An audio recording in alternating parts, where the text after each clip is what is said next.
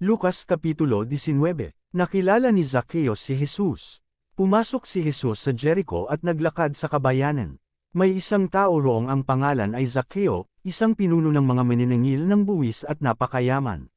Sinisikap niyang makita si Jesus upang makilala kung sino ito, ngunit sa dami ng tao, hindi niya ito makita dahil sa siya'y pandak. Kaya't patakbo siyang nauna sa dadaanan ni Jesus at umakyat sa isang puno ng sikamoro. Pagtapat ni Jesus sa lugar na iyon, tumingala siya kay Zacchaeo at sinabi, "Zacchaeo, bumab ka agad sapagkat kailangan kong tumuloy ngayon sa iyong bahay." Nagmamadaling bumab si Zacchaeo, at tuwang-tuwang tinanggap si Jesus sa kanyang bahay. Lahat ng nakakita nito ay nagbulang-bulungan. Nakikituloy siya sa isang makasalanan, sabi nila. Tumayo si Zacchaeo at sinabi niya kay Jesus, "Panginoon, ipamimigay ko po sa mga mahihirap ang kalahati ng aking mga kayamanan. At kung ako'y may nadayang sinuman, isasauli ko ito sa kanya ng makaapat na beses." At sinabi sa kanya ni Jesus, "Ang kaligtasan ay dumating ngayon sa sambahayang ito sapagkat anak din ni Abraham ang taong ito. Ang anak ng tao ay naparito upang hanapin at iligtas ang naligaw." Ang talinhaga ng salaping ginto. Habang ang mga tao ay nakikinig, isinalaysay din ni Jesus sa kanila ang isa pang talinhaga. Si Jesus ay malapit na noon sa Jerusalem at inakala ng mga tao na magsisimula na ang paghahari ng Diyos. Kaya't sinabi niya, may isang maharlikang pumunta sa malayong lupain upang ito'y gawing hari, at pagkatapos nito, siya ay babalik.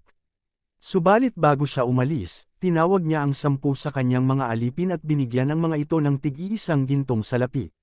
Sinabi niya sa kanila, "Ipangalakal ninyo yan hanggang sa aking pagbabalik." Ngunit galit sa kanya ang kanyang mga nasasakupan, kaya't nagsugo sila ng kinatawan upang sabihin sa kinauukulan, "Ayaw naming maghari sa amin ang taong iyon." Gayunpaman ay ginawa rin siyang hari. Nang makabalik na siya at nagsimulang maghari, ipinatawag niya ang mga aliping binigyan ng gintong salapi, upang malaman kung magkano ang tinubo ng bawat isa. Lumapit sa kanya ang una at ganito ang sinabi, "Panginoon, ang isang gintong salaping ibinigay ninyo ay tumubo ng 10. "Magaling," sagot niya, "mabuting alipin. Dahil naging tapat ka sa kakaunting ipinagkatiwala sa iyo, pamamahalan kita sa 10 lungsod." Lumapit naman ang ikalawa at ang sabi, "Panginoon, ang gintong salaping iniwan ninyo sa akin ay tumubo ng 5. At sinabi niya sa alipin, "Mamamahala ka sa 5 lungsod." Lumapit ang isa pang alipin at ganito naman ang sinabi, "Panginoon, narito po ang inyong gintong salapi. Binalot ko po ito sa panyo at itinago.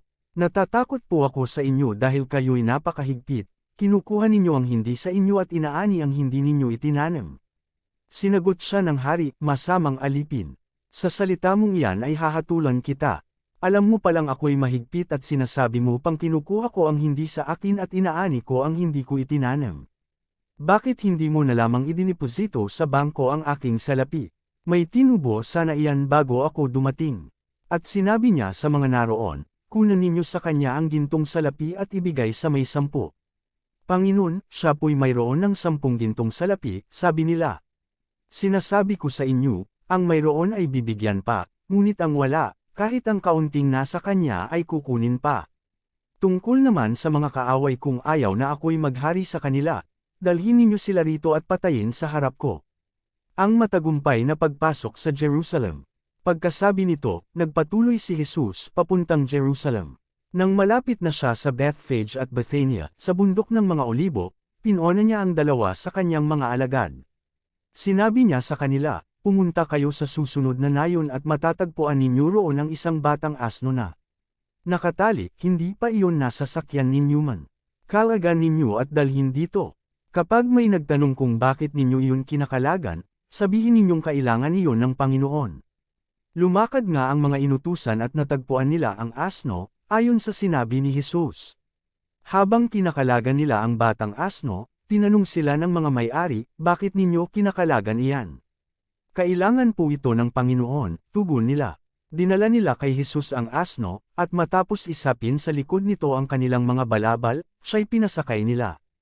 Habang siya'y nakasakay sa asno at naglalakbay papunta sa lungsod, inilalatag naman ng mga tao ang kanilang mga balabal sa kanyang dinaraanan. Nang siya'y malapit na sa lungsod, palusong na sa libis ng bundok ng mga olibo, Nagsigawan sa tuwa ang lahat ng alagad niya at malakas na nagpuri sa Diyos dahil sa mga kahangahangang pangyayaring kanilang nasaksihan. Sinabi nila, pinagpala ang haring dumarating sa pangalan ng Panginoon. Kapayapaan sa langit, papuri sa kataas-taasan. Sinabi naman sa kanya ng ilang parisong kasama ng karamihan, Guro, patigilan nga po ninyo ang inyong mga alagad. Sumagot siya, sinasabi ko sa inyo, kapag tumahimik sila, ang mga bato na ang siyang sisiga.